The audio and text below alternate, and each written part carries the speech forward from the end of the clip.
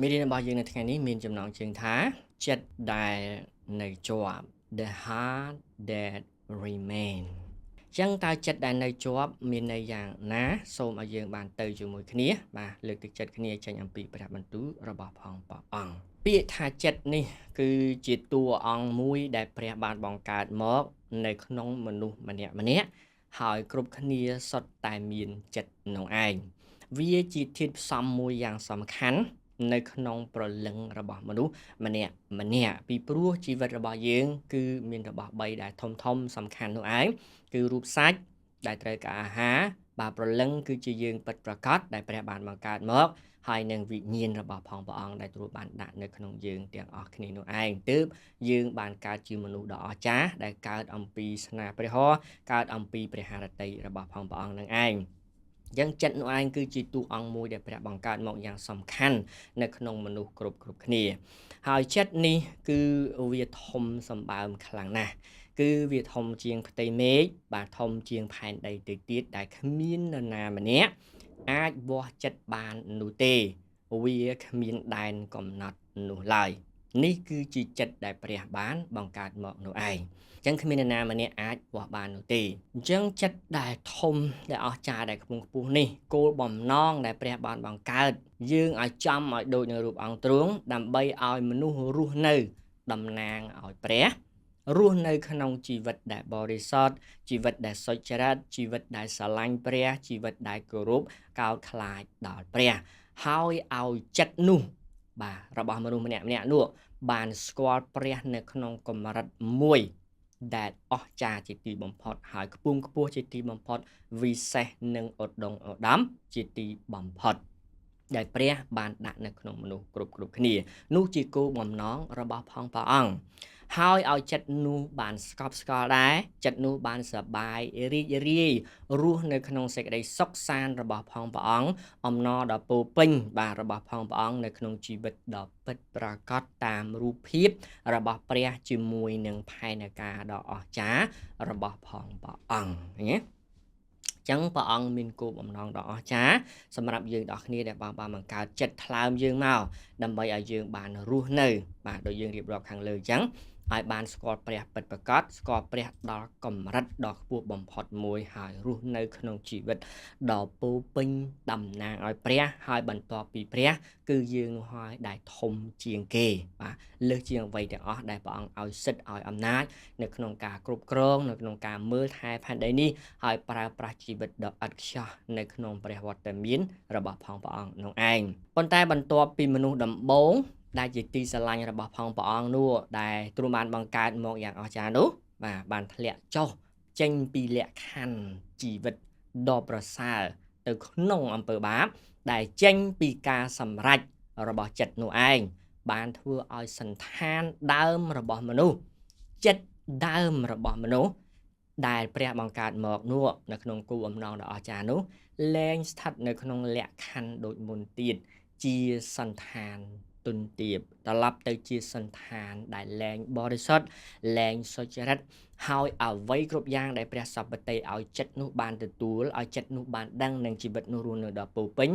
វាលែងពេញលេញវាលែងពោពេញដូចមុនទៀតហើយពីព្រោះត្រូវបានធ្លាក់ទៅក្នុងអំពើបាបអញ្ចឹងចិត្តនោះគំនិតនោះជីវិតនោះលែងស្ថិតនៅក្រោមការគ្រប់គ្រងអំណាចរបស់ព្រះពេញទីទូទៅបាទបែរទៅជាស្ថិតនៅក្រោមអំណាចរបស់អំពើបាបវិញដែលនឹងនាំមនុស្សឲ្យធ្លាក់ទៅក្នុងសេចក្តីស្លាប់នោះឯងអញ្ចឹងលែងរស់នៅក្នុងជីវិតដែលពេញលេញទៀតលែងមានសេរីភាពដ៏ពេញលេញហើយជាសេរីភាពដ៏ពិតប្រាកដទៀតនោះគឺរឿងរ៉ាវទាំងអស់កើតចេញអំពីការសម្រេចចិត្តហើយតាមរយៈចិត្តនេះគ្មាននរណាម្នាក់បុគ្គលនៅលើផែនដីនេះហ៊ានចេញមកអះអាងថាខ្ញុំជាមនុស្សតែម្នាក់គត់ដែលអាចគ្រប់គ្រងចិត្តរបស់ខ្លួនឯងបានខ្ញុំជាមេសាសនាដែលអាចស្គាល់អស់ទាំងចិត្តមនុស្សបានឃើញទេអត់មានអ្នកណាចេញមកហ៊ានអះអាងបែបនេះនោះឡើយសូម្បីតែព្រះក៏មិនអាចគ្រប់គ្រងចិត្តរបស់មនុស្សម្នាក់បាននោះទេលក្ខខណ្ឌរបស់ផងព្រះអង្គមិនមែនដោយព្រោះព្រះអង្គគ្មានអំណាចបច្ចេស្តាក្នុងការគ្រប់គ្រងចិត្តមនុស្សទេប៉ុន្តែព្រះអង្គមិនអាចគ្រប់គ្រងចិត្តមនុស្សបានដោយព្រោះតែព្រះអង្គ ជាព្រះដែលសុចរិតយុត្តិធម៌នោះឯងដែលព្រះអង្គផ្ដល់ការសម្រេចចិត្តដល់គេម្នាក់សិទ្ធិសម្រេចចិត្តដល់គេម្នាក់នៅក្នុងការជ្រើសរើសផ្លូវរបស់គេដើម្បីដើរមិនព្រះអង្គបាទមិនសំដៅទៅលើព្រះអង្គមិនអាចគ្រប់គ្រងចិត្តបានដោយព្រោះព្រះអង្គខ្វះអំណាចទេប៉ុន្តែដោយព្រោះព្រះអង្គផ្ដល់ការសម្រេចចិត្តឲ្យគេបាទអញ្ចឹងហើយចិត្តនេះម្នាក់គឺគ្មានអ្នកណាអាចស្គាល់វាបាននោះទេបាទគឺវាធំណាស់ហើយជ្រៅជាទីបំផុតពីព្រោះចិត្តនោះមុនដែលធ្លាក់ទៅក្នុងអំពើបាបគោលបំណងរបស់ផងព្រះអង្គបានធ្វើឲ្យវាបានអស្ចារ្យនៅក្នុងប្រវត្តិមានរបស់ផងព្រះអង្គបាទហើយដឹងឮយល់ស្គាល់បាទនឹងបានធ្វើរឿងដ៏អស្ចារ្យអញ្ចឹងនៅពេលដែលចិត្តនោះបានសម្រេចបាទបោះបង់ផ្លូវដើមរបស់ខ្លួនហើយជ្រើសរើសផ្លូវបាបមួយទៀតចិត្តដែលធំបាទដែលជ្រៅដែលខ្ពស់នោះក៏ប្រព្រឹត្តអំពើបាបអាក្រក់ដូចគ្នាហួសល្បត់ដូចគ្នាมันអាចគ្រប់គ្រងបានដូចគ្នាអញ្ចឹងចិត្តរបស់មនុស្សយើងអាចសម្គាល់បានថាគ្មានអ្នកណាអាចគ្រប់គ្រងបានគ្មានអ្នកអាចវាស់វែងបានទៅហើយចុះទម្រាំព្រះដែលបង្កើតចិត្តរបស់មនុស្សមកតើព្រះអង្គខ្ពង់ខ្ពស់បាទជ្រៅបាទវិសេសអស្ចារ្យជាងតែយ៉ាងណាទៅទៀតនៅសេរីល្អសេរីរឿងនិងព្រះប្រាជ្ញាញាណព្រះតម្រេះរបស់ព្រះអង្គនោះតើធំប៉ុណ្ណាអញ្ចឹងអាភាពវាស់មិនបាននៅក្នុងសេចក្តីដែលមិនត្រឹមត្រូវបាទបន្ទាប់ពីមនុស្សបានធ្លាក់ក្នុងអំពើបាបចេញពីចិត្តនោះឯងបាទឃើញទេយើងសាកសម័យមើលបើសិនជាចិត្តនោះបើសិនឧទាហរណ៍បើសិនជាមនុស្សមិនបានសម្រេចចិត្តបោះបង់ផ្លូវរបស់ខ្លួនចាប់តាំងពីមនុស្សដំបូងហើយរស់នៅក្នុងផ្លូវរបស់ផងព្រះអង្គរហូតមិនដឹងថាមនុស្សអាចធ្វើរឿងអស្ចារ្យប៉ុណ្ណាលើសជាងសម័យបច្ចុប្បន្ននេះដែលយើងមិនអាចគណនាបាននោះទេពីព្រោះសម័យបច្ចុប្បន្ននេះមនុស្សអាចធ្វើអ្វីគ្រប់យ៉ាងគឺសុទ្ធសឹងតែចេញពីចិត្តរបស់គេទាំងអស់ចិត្តគេចង់បានអីគេមិនទាន់គ្រប់គ្រាន់គេចង់បានបែបនេះអញ្ចឹងគេចាប់ផ្ដើមគិតគេចាប់ផ្ដើមពិចារណាគេចាប់ផ្ដើមរកវិធីសាស្ត្រឧទាហរណ៍ថាកុំព្យូទ័រឬមីក្រូដែលយើងកំពុងតែនិយាយកាមេរ៉ាយើងកំពុងតែ live ហ្នឹងឃើញចិត្តអត់ស្កប់ទេគេចង់ធ្វើអីថាទៀតឲ្យមនុស្សអាចឃើញគ្នាឲ្យមនុស្សអាចនិយាយរកគ្នាបានដោយមិនបាច់នៅជាមួយគ្នាអញ្ចឹងគេចាប់ផ្ដើមគិតពិចារណារកវិធីផ្សេងដើម្បីបំពេញដល់សេចក្តីត្រូវការចង់បានចេញពីចិត្តរបស់គេឃើញទេហើយអ្នកខ្លះទៀតដោយព្រោះតែចិត្តនោះ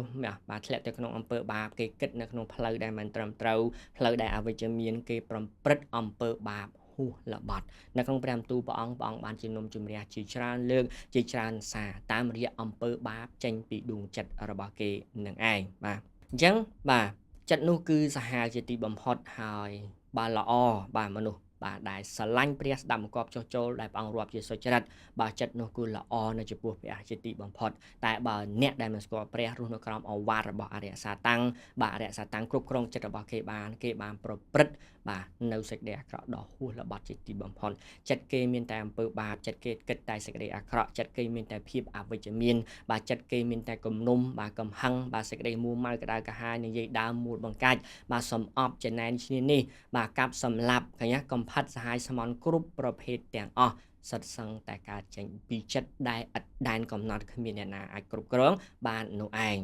ចឹងហើយបានជាព្រះតែងតែផ្ដល់ជំរឿសដល់មនុស្សម្នាក់ដើម្បីឲ្យគេជ្រើសរើសផ្លូវដើររបស់ខ្លួននឹងឯងដោយព្រះអង្គបង្ហាញនៅសេចក្តីពិតដល់គេព្រះអង្គបង្ហាញនៅជីវិតដល់គេព្រះអង្គបង្ហាញផ្លូវដល់គេហើយឲ្យគេជ្រើសរើសទៅបាទតើគេជ្រើសរើសយកផ្លូវមួយណា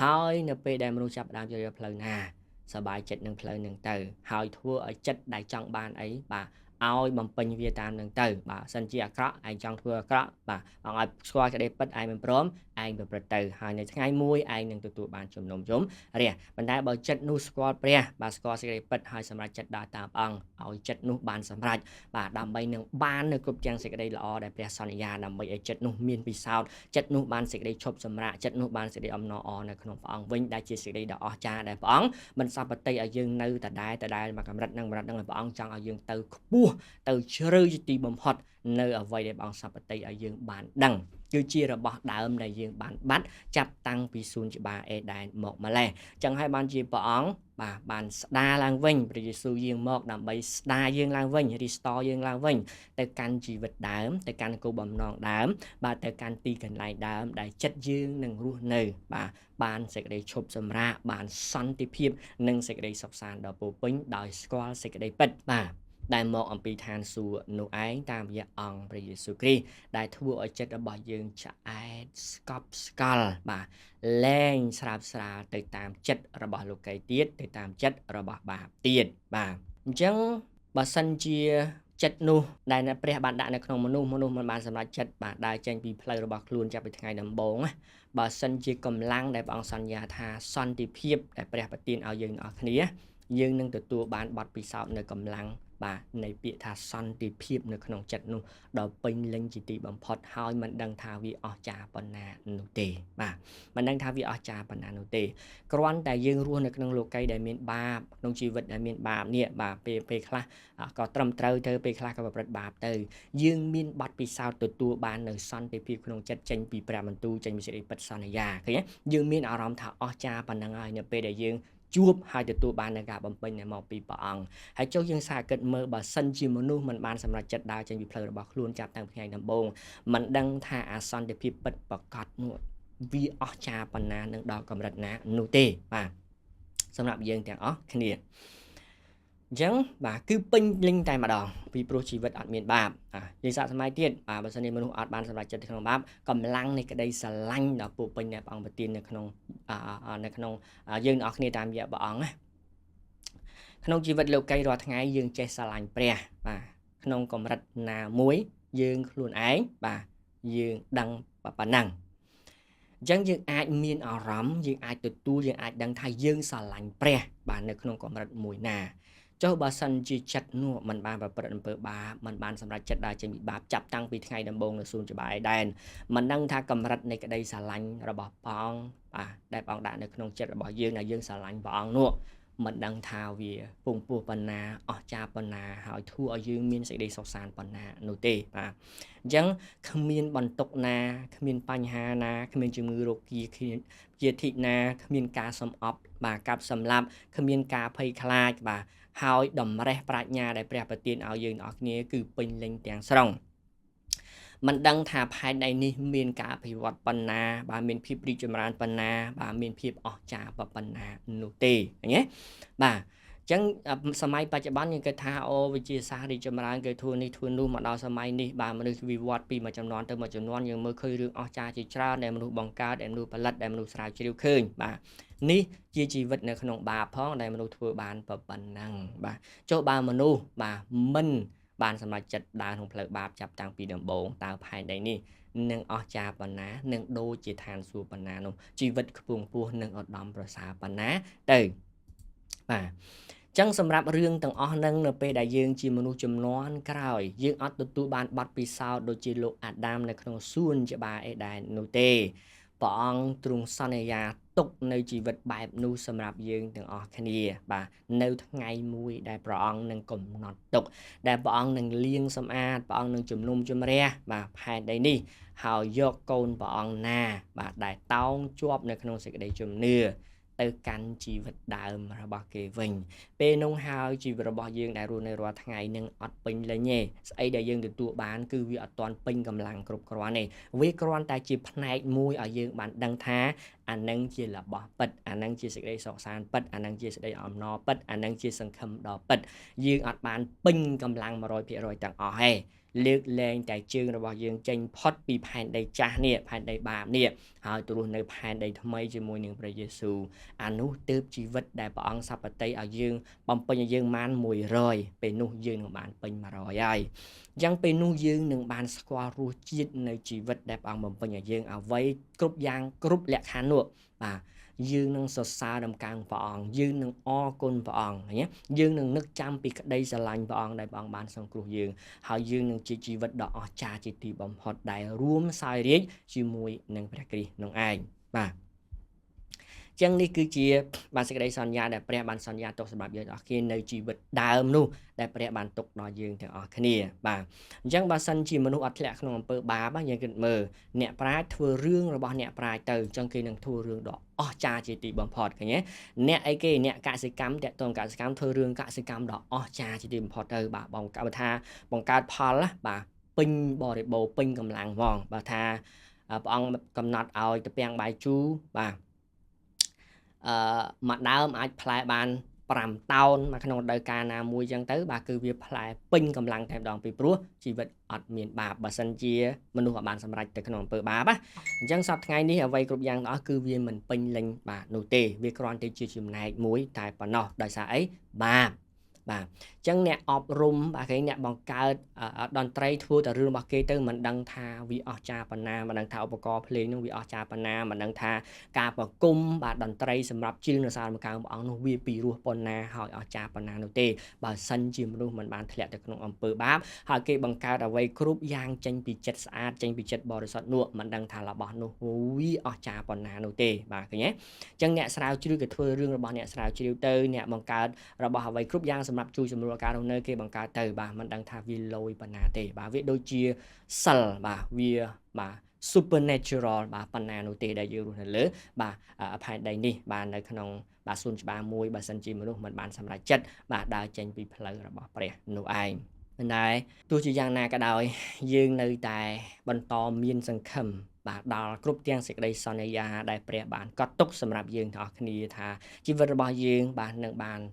ជួបជីវិតរបស់យើងនឹងបានទទួលនៅរបស់យ៉ាងអស្ចារ្យដែលព្រះបានសន្យាទុកសម្រាប់យើងទាំងអស់គ្នានោះឯងពីព្រោះព្រះអង្គបំរុងទុកសេចក្តីទាំងអស់នោះបាទសម្រាប់យើងហើយពេលវេលានោះបាទក៏គៀកណាស់ទៅហើយបាទសម្រាប់ឲ្យយើងបានទៅនៅកន្លែងដែលព្រះបានសន្យាទុកនោះឯងពីព្រោះព្រះអង្គទៅគឺរៀបកន្លែងសម្រាប់យើងទាំងអស់គ្នានោះឯងបាទអញ្ចឹងតាក់ទងនឹងចិត្តដែលគ្មានដែនកំណត់នេះចិត្តវាធំណាស់បាទហើយអ្វីដែលមនុស្សម្នាក់ចង់ធ្វើតាមចិត្តគេគិតចង់ធ្វើតាមចិត្តគេចង់បានចង់ធ្វើអ្វីគ្រប់យ៉ាងទាំងអស់បាទផែនដីទាំងមូលក៏នៅតែដាក់មិនគ្រប់ដែរបាទឃើញទេហើយក៏មិនចេះឆ្អែតមិនចេះឆ្អន់មិនចេះពេញលេញនៅសេចក្តីប្រាថ្នាដែលគ្មានកំណត់របស់ចិត្តនោះឯងបាទ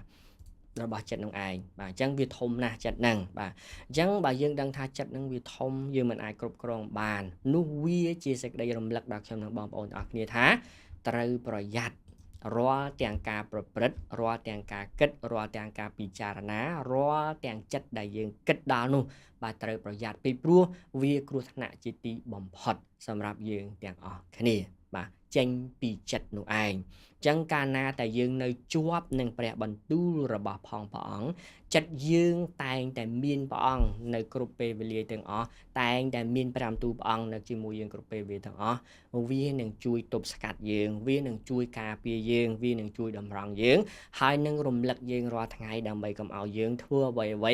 តាមចិត្តនឹកឃើញដែលមិនត្រឹមត្រូវតាមសេចក្តីប្រាថ្នាដែលមិនត្រឹមត្រូវនោះដោយយកព្រះបន្ទូលរបស់ផងព្រះអង្គមកការពារវាមកប្រាប់វាបង្រៀនវាអប់រំវាបាទហើយទប់ទល់វាឲ្យបានរាល់តែថ្ងៃគឺជាអំណាចមួយតែប៉ុណ្ណោះនៅលើផែនដីទាំងមូលនេះដែលគ្មានអំណាចណាទៀតក្រៅពីព្រះបន្ទូលដែលអាចយកឈ្នះចិត្តបាននោះឡើយអញ្ចឹងបើចិត្តវាបាទធំអញ្ចឹងបាទมันអាចគ្រប់គ្រងបានអញ្ចឹងវាត្រូវតែមានគន្លឹះមួយវាត្រូវតែមានរូបមន្តមួយដែលអស្ចារ្យជាងបាទធំជាងជាផ្លូវដ៏ត្រឹមត្រូវទើបអាចជួយដល់ចិត្តនោះបានដើម្បីកុំឲ្យចិត្តនោះនៅតែបាទត្រេកត្រអាលបាទនៅតែស្រើបស្រាលបាទនៅតែខ្វល់ខ្វាយនៅតែភ័យខ្លាចនឹងជីវិតនៅលើផែនដីតាមរយៈការប្រើប្រាស់ចិត្តគំនិតដែលមិនត្រូវទៀតតែឲ្យយើងត្រឡប់មករកនៅសេចក្តីត្រឹមត្រូវគិតត្រឹមត្រូវពិចារណាត្រឹមត្រូវហើយរស់នៅដោយសេចក្តីសុខសាន្តនៅក្នុងព្រះអង្គវិញយើងរួចពីសេចក្តីខ្វល់ខ្វាយនឹងទុក្ខព្រួយផ្សេងៗនោះឯងហើយពេលខ្លះយើងគិតថាបាទខ្ញុំចង់បានបែបនេះបាទឬបែបនោះបាទតែប៉ុណ្ណឹងបានហើយខ្ញុំអត់ចង់បានអីទៀតទេតែប៉ុណ្ណឹងគឺគ្រប់គ្រាន់ហើយបាទសម្រាប់ជីវិតរបស់ខ្ញុំមកបាទពេលខ្លះយើងគិតអញ្ចឹងយើងនិយាយបែបហ្នឹងពីព្រោះយើងមិនទាន់មាននៅអ្វីដែលយើងចង់បានតែប៉ុណ្ណោះបើសិនជាយើងមានលទ្ធភាពយើងមិននិយាយថាតែប៉ុណ្ណឹងគ្រប់គ្រាន់ទេដល់ពេលដែលយើងអត់ទាន់មានយើងអត់ទាន់បានអ្វីដែលយើងចង់បានយើងគិតថាប៉ុណ្ណឹងគ្រប់គ្រាន់ហើយសម្រាប់ខ្ញុំប៉ុន្តែដល់ពេលដែលយើងមានអ្វីគ្រប់យ៉ាងប៉ុណ្ណឹងអត់គ្រប់ទេយើងចង់បានអីថែមទៀតក្នុងពេលដែលយើងកំពុងតែមានលទ្ធភាពចង់បាននៅអ្វីដែលយើងចង់បាននោះឯងបាទដែលរឿងខ្លះវាអត់ចាំបាច់រឿងខ្លះវាមិនតម្រូវសម្រាប់យើងទេបាទឃើញប៉ុន្តែដួងចិត្តរបស់យើងវាចេះតែនាំយើងចង់ឲ្យធ្វើរឿងហ្នឹងឃើញទេអញ្ចឹងហើយបានជាពិបាកគ្រប់គ្រងណាស់ចឹងដើម្បីឲ្យយើងអាចការពារចិត្តយើងបានមានតែនៅក្នុងព្រះវត្តមានរបស់ផងព្រះអង្គមានតែជាប់នៅក្នុងក្តីស្រឡាញ់របស់ផងព្រះអង្គតែមួយប៉ុណ្ណោះជាវិធីតែមួយដ៏ស័ក្តិសិទ្ធិបំផុត សម្រាប់ជួយដល់មនុស្សគ្រប់គ្នាឲ្យរួចអំពីសេចក្តីបញ្ឆោតរបស់ចិត្តនោះឯងបាទអញ្ចឹងគឺព្រះបន្ទូលនោះឯងបាទនិងម្ចាស់នៃព្រះបន្ទូលគឺជាព្រះវិញ្ញាណបរិសុទ្ធបាទប៉ុណ្ណោះរួមទាំងសកម្មភាពជាក់ស្ដែងក្នុងការដែលយើងនៅជាប់ដោយប្រតិបត្តិផងដោយប្រព្រឹត្តតាមផងតែប៉ុណ្ណោះនេះគឺជាផ្លូវតែមួយប៉ុណ្ណោះដែលអាចជួយដល់មនុស្សបានអញ្ចឹង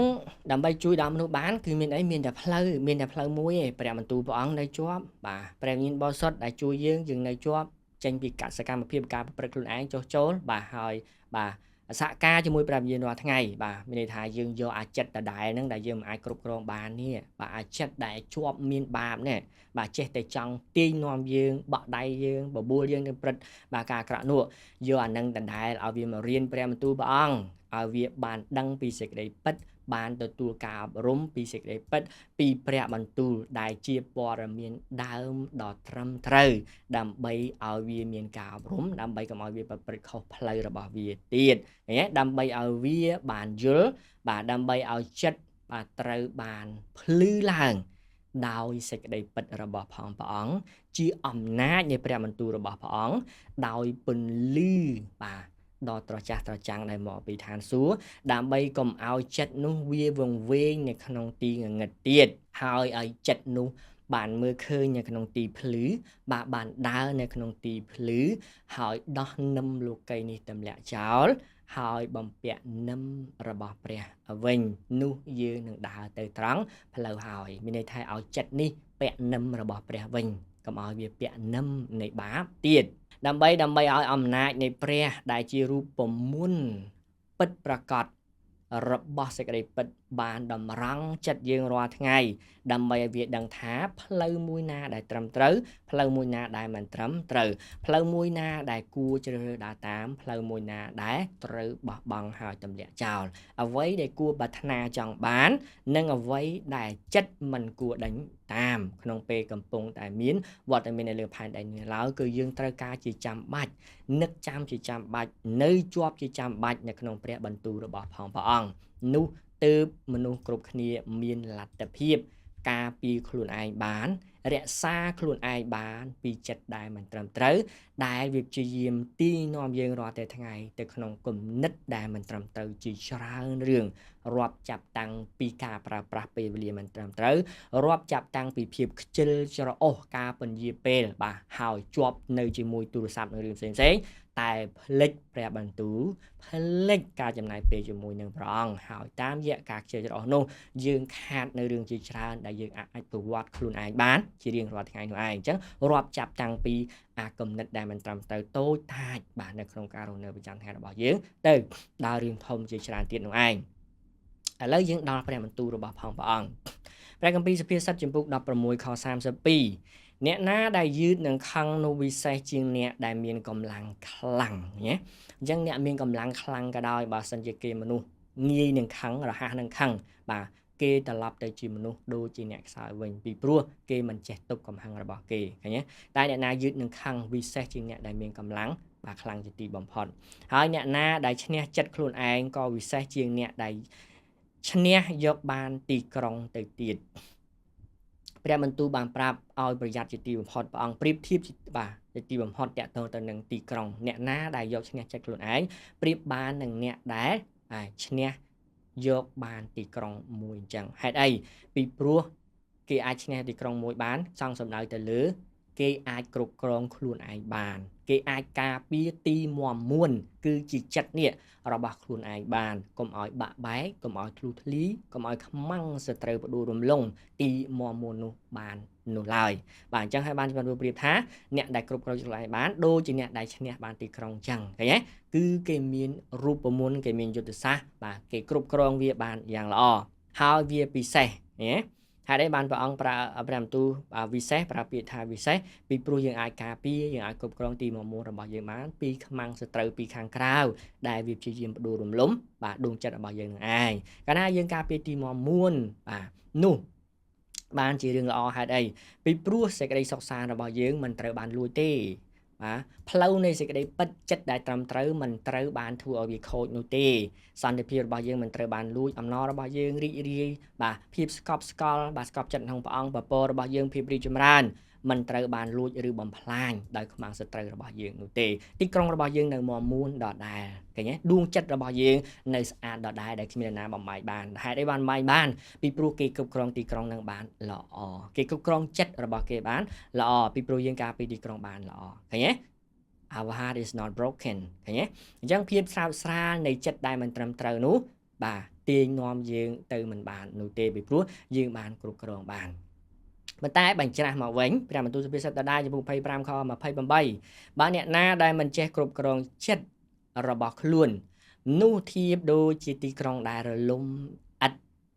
ហើយឥតមានកំផែងផងណាអញ្ចឹងព្រះបន្ទូលខាងលើប្រៀបធៀបថាអ្នកបានទីក្រុងអ្នកចេះគ្រប់គ្រងចិត្តដូចបានទីក្រុងទាំងមូលប៉ុន្តែអ្នកណាដែលមិនចេះគ្រប់គ្រងចិត្តរបស់ខ្លួនឯងធៀបដូចជាទីក្រុងដែលរលំហើយឥតមានកំផែងអញ្ចឹងគឺនៅជាចំហទេស្អាតតែម្ដងកាលណាទីក្រុងមាំមួនរលំមានរឿងអីកើតឡើង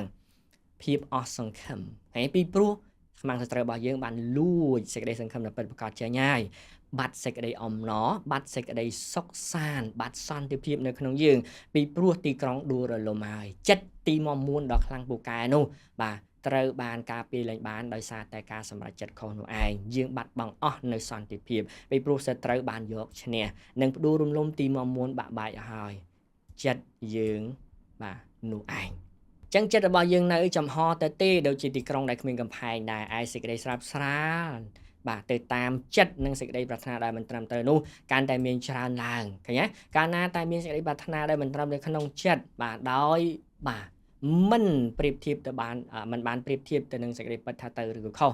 វាលែងធ្វើឲ្យមនុស្សម្នាក់លែងមានសេចក្តីសុខសាន្តហើយមានតែសេចក្តីទុក្ខព្រួយមានតែសេចក្តីខ្វល់ខ្វាយមានតែបន្ទុកមានតែបញ្ហាជីវិតរកសេចក្តីសុខមិនមាននោះទេពីព្រោះចិត្តនេះត្រូវបានបែកបាក់តិចទីដូចជាទីក្រុងដែលបាក់កំផែងដែលខ្មាំងសត្រូវចូលពេលណាក៏បានដែរគ្មានអ្វីអាចការពារបានទៀតនោះឡើយដូច្នេះដើម្បីការពារទីក្រុងនោះបានមានតែព្រះបន្ទូលរបស់ផងព្រះអង្គមានតែព្រះវិញ្ញាណបរិសុទ្ធមានតែយើងខ្លួនឯងសហការជាមួយនឹងព្រះអង្គតែប៉ុណ្ណោះហើយដួងចិត្តរបស់យើងនៅជាប់ជានិច្ចគ្រប់ពេលវេលាតែប៉ុណ្ណោះទើបយើងអាចចងចាំទើបយើងអាចនឹកឃើញតែកាលណាយើងនៅជាប់ជាមួយនឹងព្រះអង្គព្រះវិញ្ញាណបរិសុទ្ធគឺជា sensor យ៉ាងអស្ចារ្យដែលរំលឹកដល់យើងគ្រប់ពេលដែលចិត្តរបស់យើងគិតមិនត្រឹមត្រូវបាទខុសពីផ្លូវរបស់ព្រះអង្គព្រះវិញ្ញាណបរិសុទ្ធតែងតែ alert យើងបាទទឺតពឺតបាទដើម្បីឲ្យយើង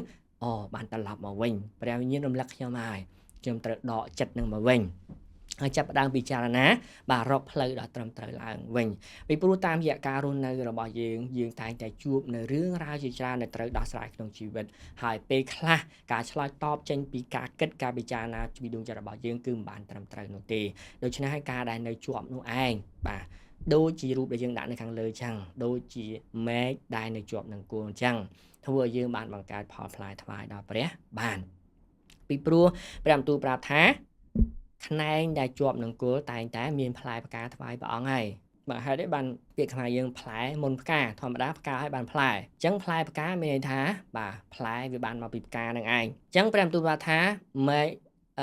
ខ្នែងដែលជាប់នឹងគល់តែងតែបង្កើតផលបើសិនជាកូនព្រះអង្គគិតថាខ្ញុំនៅជាប់នឹងព្រះអង្គហើយអញ្ចឹងសួររើមើលឯណាផលផ្លែបើថានៅជាប់ព្រះអង្គវាប្រកាសជាមានផ្លែសួររើមើលបើខ្ញុំពិតជាជាប់មកព្រះអង្គវិញឯណាផ្លែថ្វាយព្រះអង្គតើខ្ញុំរីកចម្រើនអីខ្លះខ្ញុំផ្លាស់ប្ដូរអីខ្លះតើខ្ញុំអាចយកឈ្នះចិត្តដែលមិនត្រឹមត្រូវអីខ្លះខ្ញុំប្រើពេលវេលាត្រឹមត្រូវអីខ្លះឃើញទេខ្ញុំមានពេលជាមួយព្រះអង្គអីខ្លះឃើញទេតើខ្ញុំចេះដឹងអីរៀនបានអីពីព្រះបន្ទូលបន្តទៀតខ្ញុំបានផ្លាស់ប្ដូរអីខ្លះបាទនោះហើយធ្វើឲ្យយើងអាចដឹងថាតើយើងមានផ្លែឬក៏មិនទាន់មានផ្លែបើសិនជាដល់រដូវដែលត្រូវផ្លែហើយយើងនៅតែអត់មានផ្លែទៀតមានន័យថាយើងមានបញ្ហាហើយមានន័យថាយើងអត់បានជាប់ទេដឹងបានជាអត់មានផ្លែដូច្នេះត្រូវពិនិត្យពិច័យបាទតាមដានវារាល់ថ្ងៃនៅដួងចិត្តរបស់យើងពីព្រោះវាជាចំណុចកណ្ដាលមួយយ៉ាងសំខាន់ដែលនាំយើងទៅកាន់សេចក្តីស្លាប់ហើយនាំយើងទៅកាន់ជីវិតនាំយើងទៅកាន់ជីវិតដែលរីករាយអំណរសាទរនាំយើងទៅកាន់ជីវិតដែលទុក្ខព្រួយនិងសោកសៅរែងនាំយើងទៅកាន់ជីវិតដែលមានព្រះពរនិងនាំយើងទៅកាន់ជីវិតដែលរីងស្ងួតហួតហែងដូចគ្នាចេញពីចិត្តចេញពីការសម្រេចរបស់យើងដែលចិត្តនោះយើងនិយាយខាងលើថាវាធំណាស់มันអាចគ្រប់គ្រងបានទេហើយវារញ៉េរញ៉ៃជាទីបំផុតបើយើងមិនចេះ តាមដានវាយើងនឹងគ្រោះថ្នាក់រាល់តែថ្ងៃនោះឯងអញ្ចឹងប្រឹងប្រែងអស់ពីលទ្ធភាពបាទបានប៉ុណ្ណាក៏ដោយឲ្យតែបានកុំឲ្យតែទេសោះក្នុងមួយថ្ងៃយូរទៅយើងនឹងស្រំថ្នឹកយើងនឹងស្គាល់ចិត្តរបស់ខ្លួនឯងបានកាន់តែច្រើនទៅបន្តិចម្ដងឃើញទេទោះបីយើងគ្មានលទ្ធភាពស្គាល់វាទាំងអស់ក៏ដោយប៉ុន្តែយើងមានលទ្ធភាពស្គាល់វាបានច្រើនទៅពីមួយថ្ងៃទៅមួយថ្ងៃយើងមើលតទៅទៀតនៅក្នុងព្រះគម្ពីរទូលម្កាំងចំពុក73ខ21ដល់ខ24ដូច្នេះការទូលបង្គំមានសេចក្តីកម្រើកក្នុងចិត្តហើយមានសេចក្តីចាក់ចុចក្នុងថ្លើមនោះទូលបង្គំជាមនុស្សឆោតហើយល្ងងខ្លៅគឺទូលបង្គំដូចជាសត្វដេរិឆាននៅចំពោះទ្រង់ប៉ុន្តែទូលបង្គំនៅជាប់នឹងទ្រង់ជានិច្ចទ្រង់បានកាន់ដៃស្ដាំនៃទូលបង្គំទ្រង់នាំទូលបង្គំដោយដំបូន្មានរបស់ទ្រង់រួចនឹងទទួលទូលបង្គំចូលក្នុងសេរីល្អព្រះគម្ពីរនោះកាលនេះបានប្រាប់ថាម៉េចបាទព្រះទូលបានលើកឡើងអំពីសេចក្តីដែលមាននៅក្នុងចិត្តអត់ទាន់បញ្ចេញសកម្មភាពនៅឡើយណាបាទព្រះទូលថាការទូលបង្គំមានសេចក្តីកម្រើកនៅក្នុងចិត្តឃើញទេហើយសេចក្តីចាក់ចុចក្នុងថ្លើមឃើញទេអញ្ចឹងនៅពេលដែលចិត្តបានកម្រើកឡើងគាត់ក៏មិនភ្លេចបញ្ញត្តិព្រះដែរអ្នកណាគឺជាអេសាបបាទដែលលោកលើកសម្រាប់មេភ្លេងគាត់ក៏មិនភ្លេចបញ្ញត្តិរបស់ព្រះដែរដោយសារអីដោយសារចិត្តរបស់គាត់បាននៅជាប់នឹងឯងបានជាគាត់វាស់វែងបានជាគាត់ដឹងថាចិត្តរបស់គាត់ឆោតល្ងងខ្លៅហើយដូចជាសត្វដេរិឆានអញ្ចឹងតែគាត់អាចនិយាយថាគាត់ឆោតគាត់អាចនិយាយថាគាត់ល្ងងខ្លៅគាត់អាចនិយាយថាគាត់ដូចសត្វដេរិឆានបានទេបើសិនជាអត់មានបាទខ្នាតអត់មានសេចក្តីពិតដើម្បីវាស់វែងដួងចិត្តរបស់គាត់បាទនោះគឺគាត់មិនដឹងទេប៉ុន្តែដែលគាត់ដឹងនោះដោយសារតែគាត់ស្គាល់សេចក្តីពិតអញ្ចឹងការដែលគាត់នៅជាប់ជាមួយនឹងព្រះបន្ទូលព្រះអង្គនោះឯងឃើញទេអាចជួយឲ្យគាត់បានត្រឡប់មករកព្រះអង្គវិញខ20ប្រាប់ថាប៉ុន្តែទូលបង្គំនៅជាប់នឹងទ្រង់ជានិច្ចកាលណាដែលយើងជាប់នឹងព្រះអង្គឃើញទេព្រះអង្គក៏នៅជាប់នឹងយើងដូចគ្នាដែរឃើញទេគឺតើតើនឹងអេលៀបអញ្ចឹងពេលយើងដឹងថាចិត្តរបស់យើងកំពុងតែចាក់ចុចកំពុងតែកម្រើកទៅក្នុងអំពើបាបហើយដួងចិត្តរបស់យើងនៅជាប់នឹងព្រះអង្គមែនយើងនឹកឃើញថាអូទូលបង្គំខុសយើងស្រែកថាព្រះអង្គជួយកូនព្រះអង្គនឹងឆ្លើយតបយ៉ាងលឿនជាទីបំផុតថាអញនៅនឹងតាកូនឃើញទេព្រះអង្គនឹងលូករបស់ព្រះអង្គមកដោយស្នាមព្រះភ័ក្ត្រញញឹមហើយជួយយើងតាន់ពេលតាន់វេលាជាទីបំផុតពីព្រោះយើងជាម្នាក់ដែលគប់បតីព្រះអង្គពីព្រោះអីយើងដឹងខ្លួនឯងយើងស្គាល់បាទដួងចិត្តរបស់យើងកំពុងតែគិតអីឥឡូវហ្នឹងហើយយើងស្រែករកជំនួយភ្លាមព្រះអង្គមានបន្ទូលថាអញនៅទីនេះកូនចាំជួយអញគ្រប់ពេលវេលាទាំងអស់អញ្ចឹងតើយើងចេះភ្ញាក់រលឹកតើដួងចិត្តរបស់យើងនៅជាប់នឹងព្រះអង្គដែរឬទេបើសិនជាយើងនៅជាប់យើងអាចការពារវាបានទោះពេលខ្លះយើងភ្លេចខ្លួនបាទភាសាខ្មែរថាមនុស្សម្នាក់តែងតែមានពេលមោបាំងនេះថា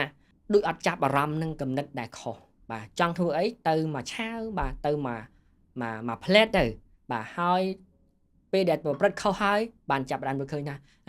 បាទខ្ញុំប្រព្រឹត្តខុសហើយបាទខ្ញុំជ្រុលហួសហើយបានយើងអាចគិតត្រឡប់មកក្រោយវិញបានអញ្ចឹងនៅពេលណាដែលយើងនៅជាប់នឹងព្រះបន្ទូលក្នុងពេលដែលយើងមោបាំងក្នុងពេលដែលយើងភ្លេចខ្លួនគំនិតដែលមិនត្រឹមត្រូវនោះឯងបាទយើងនឹងនឹកឃើញយើងនឹងចងចាំហើយព្រះនឹងរំលឹកយើងព្រះអង្គជា sensor ជួយយើងគ្រប់ពេលវេលាទាំងអស់អញ្ចឹងការដែលចិត្តនៅជាប់នោះមានន័យនិងមានសារៈសំខាន់ជាទីបំផុតសម្រាប់យើងហើយក៏ជាទីពេញប្រតិយរបស់ផងព្រះអង្គដែលព្រះអង្គសព្វទេកូនព្រះអង្គនៅជាប់ព្រះអង្គយ៉ាងដូចនេះឯងទើបជីវិតរបស់គេរស់នៅមានអំណរបាទមានសេចក្តីសុខសាន្តដ៏ពិតប្រាកដហើយឈ្នះរាល់ទាំងភាពកំសោយជាច្រើននៅក្នុងការរស់នៅប្រចាំថ្ងៃបាទរបស់មនុស្សម្នាក់នឹងឯងអញ្ចឹងចិត្តតែងតែនៅជាប់ទាំងនឹកឃើញជានិច្ចដឹងខ្លួនជានិច្ចចងចាំជានិច្ចផងព្រះបន្ទូលដែលចងចាំនឹងព្រះវិញ្ញាណនោះឯងបាទនឹងជួយយើងបាទតាន់ពេលតាន់វេលា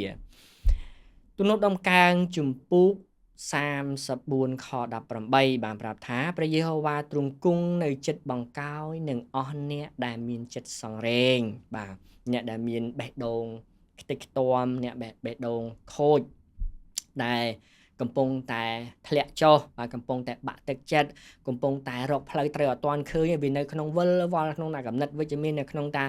កំសត់នៅក្នុងតាដ្រាម៉ានៅក្នុងតាបាទឈឺចាប់នៅក្នុងវេទនាហ្នឹងនៅតាកំសត់នឹងឯងអញ្ចឹងបាទ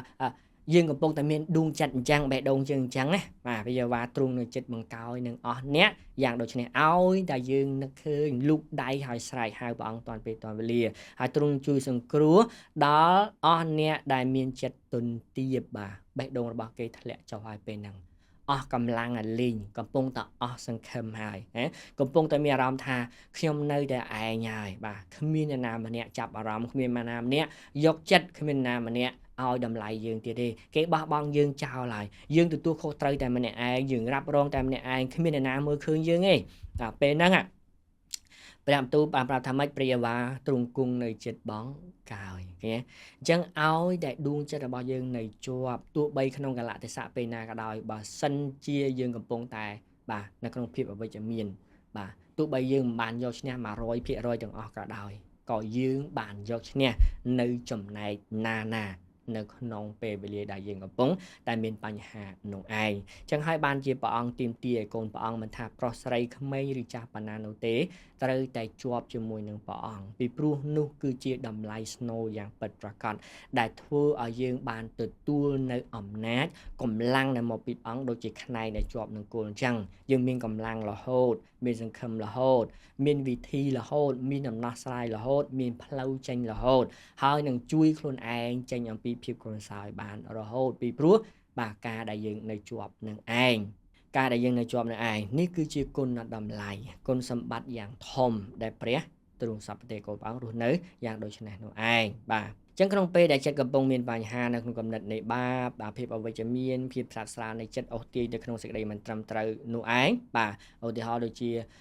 ដួងចិត្តបាទអាភាបាទស្រាប់ស្រាលចំណែកជានេះកំហឹងសំអប់បាទគំនុំគុំគួននិយាយដើមកញ្ញាដេញតាមវិក័យសពប្រភេទទាំងអស់បាទហើយតែយើងស្រែកបាទឲ្យតែយើងស្រែកថាព្រះអង្គឲ្យជួយផងបាទកូនកំពុងតែគិតខុសហើយកូនដឹងខ្លួនថាកូនកំពុងតែមានភាពអវិជ្ជមានហើយបាទព្រះអង្គនឹងបាទឆ្លើយយ៉ាងលឿនថាអញនៅទីនេះកូនបាទអញនៅជាមួយនឹងឯងអញ្ចឹងព្រះអង្គនឹងញញឹមព្រះអង្គរីករាយបាទហើយព្រះអង្គបាទមានព្រះទ័យបាទរំភើបសម្រាប់កូនដែលដឹងខ្លួនបាទយ៉ាងដូចនោះឯង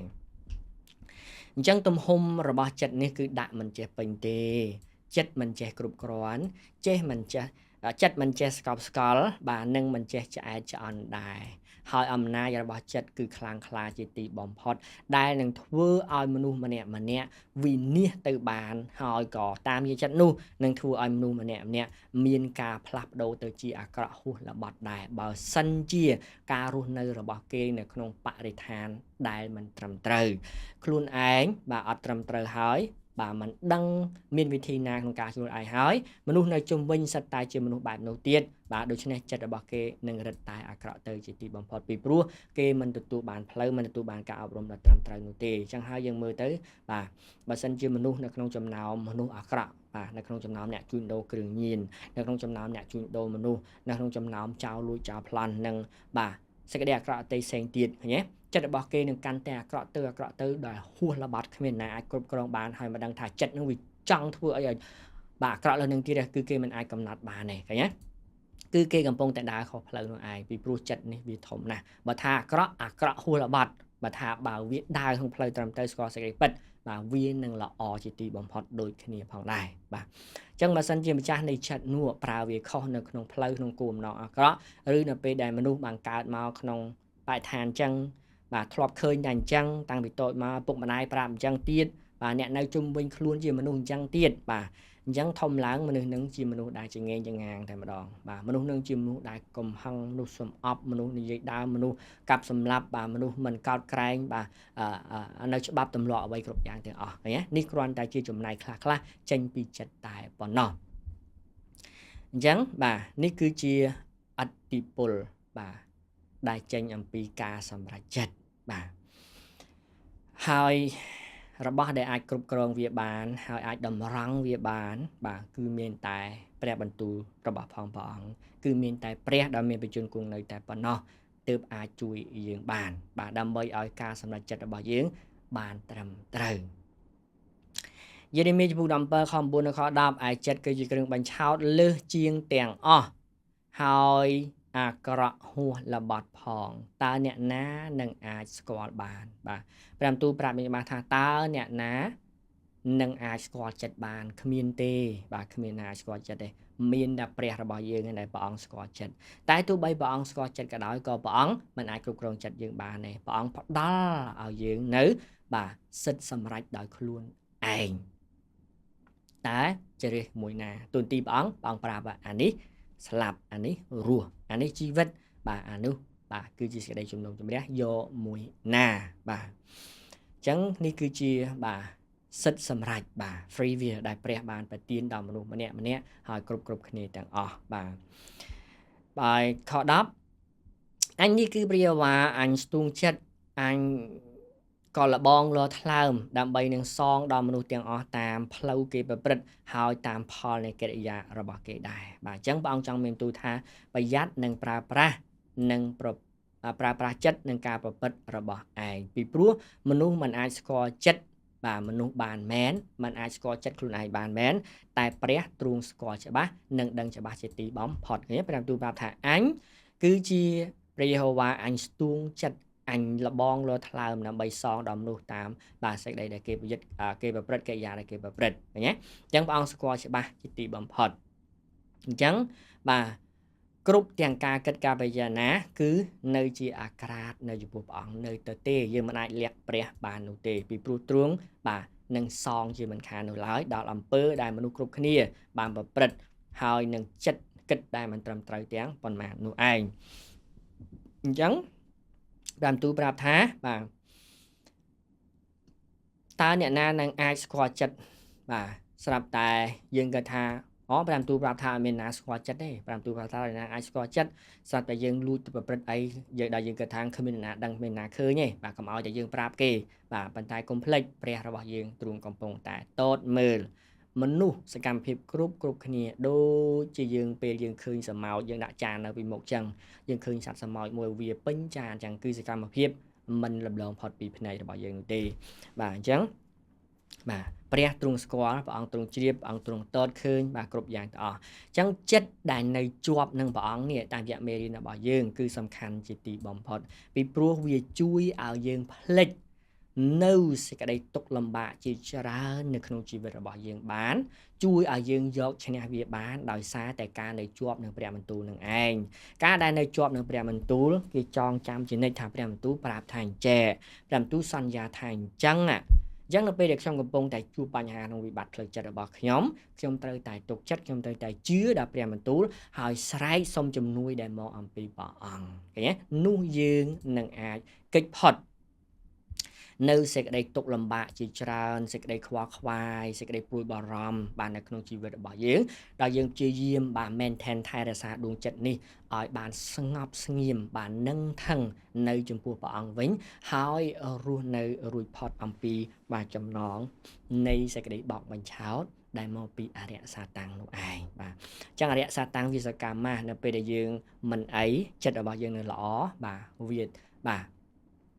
មិនសូវចាប់អារម្មណ៍ទេប៉ុន្តែនៅពេលដែលយើងចាប់ផ្ដើមធ្លាក់នៅក្នុងល្បិចវាមួយហើយវាចាប់ផ្ដើមផ្ដល់គំនិតជាច្រើនបាទដើម្បីយើងគិតដើម្បីយើងពិចារណានៅក្នុងផ្លូវរបស់វានៅឯងដើម្បីអីកុំឲ្យយើងរស់នៅបានសុខសាន្តផ្លូវចិត្តរបស់យើងច្បោកច្បល់ផ្លូវចិត្តរបស់យើងមានបញ្ហាហើយអញ្ចឹងបើ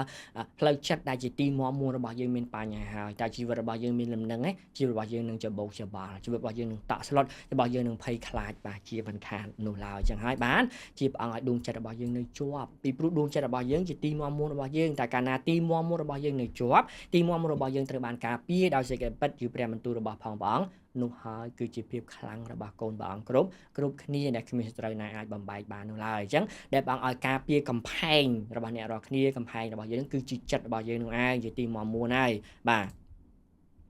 ចឹងជួយឲ្យយើងនៅការដែលយើងនៅជាប់ជាមួយនឹងព្រះអង្គជួយយើងឲ្យទៀតជួយឲ្យយើងបាទឲ្យនៅឆ្ងាយពីអ្វីដែលនាំឲ្យយើងបាក់ទឹកចិត្តបាទជួយចេញឲ្យឆ្ងាយពីអ្វីដែលនាំឲ្យយើងគិតតែពីភាពអវិជ្ជមានឃើញទេធ្វើឲ្យយើងខ្វល់ខ្វាយធ្វើយើងភ័យព្រួយបាទនឹងគំនិតដែលមិនត្រឹមត្រូវដែលមិនមែនជាពិភពពិតរបស់យើងនោះឃើញទេ គឺជួយឲ្យយើងរួចពីសេចក្តីទាំងអស់ហ្នឹងកាលណាតែដួងចិត្តរបស់យើងនៅជាប់នៅជាប់ហើយយើងចងចាំនៅព្រះបន្ទូលព្រះអង្គទៀតអ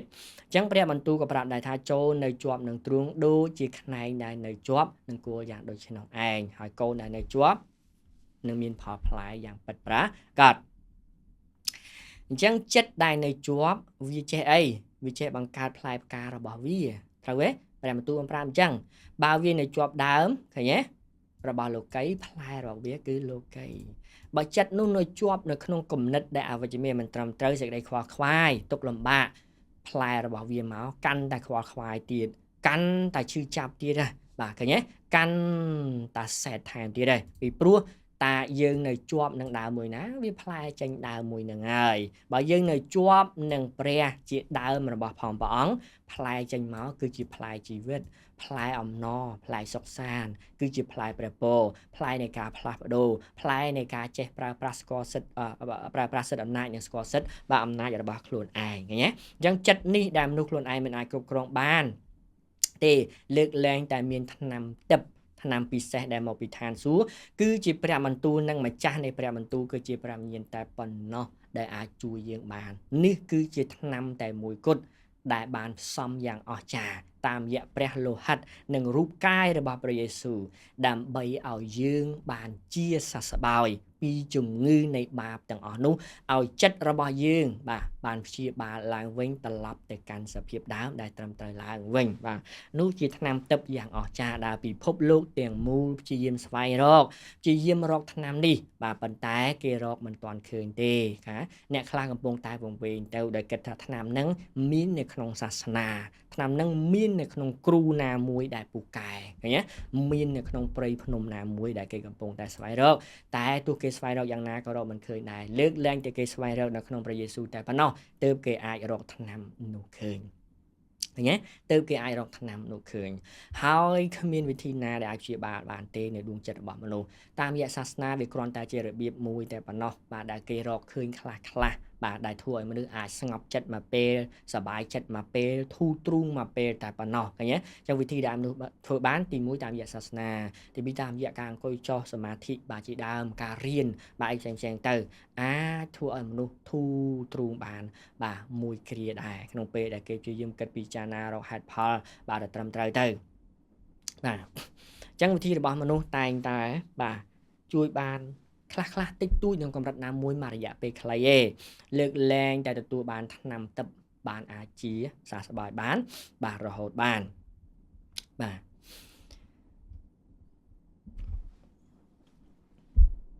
អញ្ចឹងខាងលើយើងនិយាយអំពីការអាក្រក់ជាច្រើនដែលចេញអំពីដួងចិត្តប៉ុន្តែបើម្ចាស់នៃចិត្តនោះបានរស់នៅក្នុងរង្វង់នៃសេចក្តីពិតវិញតាំងពីកំណើតមកដូចជាឧទាហរណ៍ចាប់តាំងពីកំណើតរបស់លោកអាដាមមុនដែលគាត់បានធ្លាក់ក្នុងអំពើបាប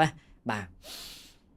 ដែលមានព្រះជាប្រធានមានព្រះបាទជាបាទសេរសាហើយធ្វើអ្វីដែលសេចក្តីសុចរិតត្រឹមត្រូវចិត្តរបស់គេនឹងគិតដល់អស្ចារ្យក្នុងផ្លូវនៃសេចក្តីពិតនោះដែលជីវិតរបស់គេនឹងទទួលពិសោធន៍បាទពីបច្ចេស្តាបាទពីការអស្ចារ្យរបស់ព្រះអង្គគឺគ្មានដែនកំណត់ទេគឺកាន់តែមានស្ដីសុខសាន្តដល់ពោពេញទៅអញ្ចឹងនៅពេលណាដែលចិត្តគេស្រឡាញ់ព្រះគោរពកោតខ្លាចព្រះនៅជាប់នឹងព្រះបាទចិត្តគេទទួលបានការអប់រំតាំងពីតូចមកបាទធ្វើឲ្យគេមិនពេញដូចគ្នាដែរប៉ុន្តែមិនមែនមិនពេញចង់បំពេញការអាក្រក់ទេមិនពេញនេះគឺមានថាបើគេបានទទួលនៅសេចក្តីសុខសាន្តហើយគេចង់បានប៉ុណ្ណឹងឯងព្រះអង្គឲ្យកូនចង់បានថែមទៀតឲ្យវាពេញបរិបូរណ៍ថែមទៀតមានច្រើនថែមទៀតនៅក្នុងកូនឃើញទេចិត្តនេះអត់ស្កប់ទេអត់ស្កប់ដូចគ្នាអត់ស្កប់ទាំងប្រព្រឹត្តការអាក្រក់បាទគឺគ្មានដែនកំណត់ហើយក៏អត់ស្កប់ស្កល់នឹងការល្អដូចគ្នាដែរឃើញទេអញ្ចឹងបើស្គាល់ព្រះនៅក្នុងកម្រិត100នៅពេលដែលចិត្តគេនៅក្នុងប្រវត្តិមានព្រះអង្គគិតត្រឹមត្រូវនៅស្ថានដើមគេនឹងប្រាប់ស្រែកទៅព្រះអង្គថាព្រះអង្គក៏ចង់ស្គាល់ព្រះអង្គត្រឹមកម្រិត100ហ្នឹងក៏ចង់ទៅឲ្យបាន200 300ដល់1000បាទដល់10000ចង់ស្គាល់ព្រះអង្គច្រើនជាងនឹងទៀតឃើញទេពីព្រោះវាជាសេចក្តីសុខសាន្តបាទដល់ពិតប្រកបរបស់គេឃើញទេជាសេចក្តីអំណរពិតប្រកបរបស់គេឃើញទេបាទរស់នៅទទួលបានការអស្ចារ្យព្រះអង្គក៏មិនចង់បានការអស្ចារ្យប៉ុណ្ណឹងឯងក៏ចង់បានការអស្ចារ្យធំជាងនឹងទៀតមានបទពិសោធន៍បាទលើសជាងនឹង10ដង20ដង100ដងទៅនឹងទៀតអូខេបើស្រឡាញ់ព្រះហើយឃើញទេចង់បានចិត្តដែលស្រឡាញ់ព្រះអង្គឲ្យថែមទៀតព្រះអង្គហើយកូនអត់ចង់ស្រឡាញ់ព្រះអង្គ បានហ្នឹងសុំនាំកូនបញ្យល់កូនបរិញ្ញាឲ្យកូនចេះស្រឡាញ់ព្រះអង្គឲ្យអស្ចារ្យជាងនឹងទៀតធំជាងនឹងទៀតឃើញទេអីទៀតបើគេចង់បំរើព្រះអង្គគាត់អត់ចង់ធ្វើរឿងប៉ុណ្ណឹងឯងគាត់អត់ចង់បំរើក្នុងជីវិតត្រឹមហ្នឹងឯងកូនចង់បំរើព្រះអង្គអស់មួយជីវិតដល់ថ្ងៃកូនអត់លុតទៅវិញមកហើយកូនចង់ធ្វើរឿងច្រើនទៀតចិត្តកូនអត់ស្កប់ឯងកូនចង់ទៅថែមទៀតឃើញអញ្ចឹងដូចគ្នាបើចិត្តនោះបាទប្រព្រឹត្តដែលត្រឹមត្រូវបាទគិតដែលត្រឹមត្រូវអត់ស្កប់ចិត្តនឹងការល្អដូចគ្នាហើយបើចិត្តនោះបាទគិតនៅក្នុងបាបក៏អត់ស្កប់ចិត្តនឹងអំពើបាបដូចគ្នាគេចង់ប្រព្រឹត្តហើយចង់ប្រព្រឹត្តទៀតអត់ចេះស្កប់ទេអត់ស្កល់នោះទេបាទអញ្ចឹងបាទដូចជាទ្រព្យសម្បត្តិអញ្ចឹងបាទអ្នកដែលមានប៉ុណ្ណឹងអត់ស្កប់ទេគឺចង់មានថែមទៀតមានប៉ុណ្ណឹងគឺចង់មានថែមទៀតគ្មានណាអ្នកស្កប់ថាខ្ញុំមានប៉ុណ្ណឹងហើយឈប់ទេបាទអត់ទេគឺមានប៉ុណ្ណឹងហើយចង់មានលើសនឹងទៀតបាទនៅអ្វីដែលគេអាចធ្វើបានគេនឹងធ្វើនោះឯងបាទអញ្ចឹងបើបានជីវិតតាមព្រះបន្ទូលសន្យាហើយបាទព្រះពរសេចក្តីសុខសាន្តអ្វីគ្រប់យ៉ាងហើយគេចង់នៅប៉ុណ្ណឹងទេគឺចង់ទៅមុខទៀតអង្គហើយទៅឲ្យខ្ពស់ជាងនឹងឲ្យជ្រៅជាងនឹងទៀតបទពិសោធន៍ដែលអស្ចារ្យហើយធំជាងនឹងទៀតនោះឯងបាទដូច្នេះបាទការដែលនៅជាប់នឹងព្រះបន្ទូលរបស់ផងព្រះអង្គបានជួយតម្រង់ចិត្តរបស់យើងបាទគឺជាការដាក់នឹមនៅលើចិត្តរបស់យើង